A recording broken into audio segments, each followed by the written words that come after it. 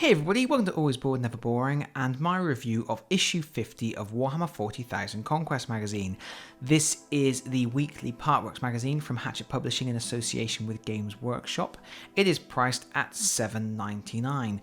Although it comes out weekly, as a subscriber I get 4 issues once a month in a bundle, and issue 50 is my last issue from the current bundle. In each issue you normally get miniatures or paints or brushes. In this particular issue you get some Chaos Cultists. They are the old push-fit Chaos Cultists that have been knocking about for quite a few years. Let's take a quick look at them. So here they are in glorious green because they are Nurgle Chaos Cultists. Yeah, you get 2 frames. They're identical frames, 5 Chaos Cultists on each frame. They are the old ones that were originally one of the Warhammer 40k starter sets, and then they got recycled into Assassinorum Execution Force, where they were the bad guys for the new assassin figures to fight against. That was a very good board game that maybe I should do some coverage on that on the channel at some point. Maybe do a playthrough for it because it's a lot of fun. Anyway, yeah, so 2 frames of 5, so 10 miniatures total. We get 3 with auto guns and 2 with auto pistols and close combat weapons. And yep, they're push fit miniatures, so they do go together without glue. They're on slaughter bases as well. But I would glue them just for extra stability, and if you're going to paint them, then you probably want to glue them anyway. I may not even build these. I don't know. I've got so many of them from Assassinorum Execution Force. I'm not sure I necessarily need another bunch of cultists. I'll have to have a think about it. But anyway, what are we looking at in terms of price for these? Well, if you go onto the Games Workshop website, you can buy a frame of these guys for £6. So for 2 frames, you're looking at £12 total. And this magazine costs $7.99, so you are actually getting a saving of £4 and a penny. So not the best savings in the world, but it is a good discount over buying these guys at full retail price. Of course,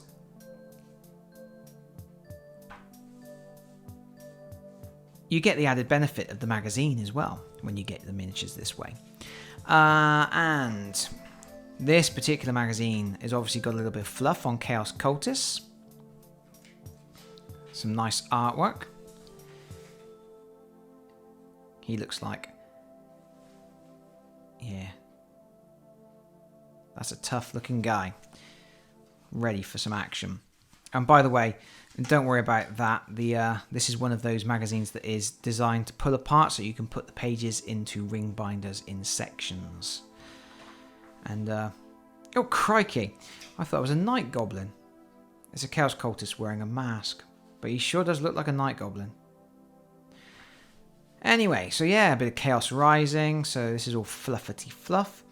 Not a lot of fluff in this particular issue. We're going straight into the building guide. We have our clipper instructions. Don't cut your fingers off, don't stab yourself in the eye, don't pour glue in your ear. All the usual stuff.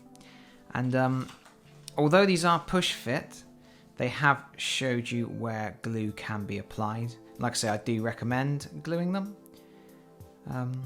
Then these aren't the nicest miniatures in the world. They're quite old now, and they're looking a little bit worse for wear. These kind of, for me, fall in the same sort of ballpark as the Space Marine Scouts that we had in the previous issue. They're not as bad as the Space Marine Scouts, but they've got a little bit more character than the Space Marine Scouts, but they are not the nicest miniatures. They're just a little bit old hat. And having seen a lot of like the Traitor Guard and the new Chaos Cultists for Blackstone Fortress, which is one of my favourite games and something that I cover a lot on my channel, these guys just don't stand up to it anymore. They're getting towards the end of their life, I should imagine. I should imagine they'll get replaced at some point soon. And anyway, we go into the painting guide, and this painting guide is probably going to be quite comprehensive. We've got the whole thing. I'm not going to go into a great lot of detail on this. The painting guides are very similar week on week. They have gradually introduced new painting techniques like edge highlighting and dry brushing and things like that, and the results are very good. I like the close-up of the painting so you can see exactly what's going on, and I do think that the end result each time is very good. And sometimes they get to a certain point and they say we're going to come back later on. In this particular case, I'm not sure there's a whole lot more they can do to those guys. They're quite nice looking. I think you can be very happy to put some of those guys on your table painted to that standard. Yeah. So anyway, and then we've got a new mission, Rise of the Cultists. Dun, dun, dun. Which looks like it's got a little fluff storyline to set it up. Distress signal received. Quite a lot of fluff. And then we are into Betrayal in Sanctus. It's a trap. You gotta say that in your best Star Wars voice. Governor Tarch herself is responsible for the cult activity. The Space Marine Scouts must stop the cult sacrifice, rescue the prisoner, and hold out until reinforcements arrive. For this battle, the Death Guard player can use the Tide of Traitors stratagem at the bottom of the page. What's that then? Tide of Traitors. Use this stratagem at the end of your movement phase. If you do, pick a unit of Chaos Cultists and remove it from the battlefield.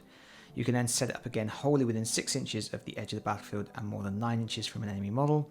At its full starting strength, you can only use this stratagem once. Cool. So if your Chaos Cultists are getting almost wiped out, you can redeploy at full strength again for a second round. And it's 10 Chaos Cultists and 12 Poxwalkers against just 5 Space Marine Scouts. Space Marine Scouts are good, but they're going to be up against it there. Especially as... yeah, so they have to get into base contact with that objective. The Death Guard just has to stop that from happening for 5 rounds. If they stop it happening after 5 rounds, their prisoner is executed, sacrificed, and that's it. Game over. Cool. Kind of rush to the objective, and again, you know, sort of heavily outnumbered forces against a onslaught of chaos. I like that. And I've lost my back page. And here's our Chaos Cultist data sheet with auto guns, auto pistols, and brutal assault weapons.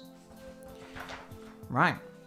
And nothing on the back of the data sheet, which I do like because it means you can take it out without taking any instructions or anything with them. Cool. What have we got coming up? Can't pick it up.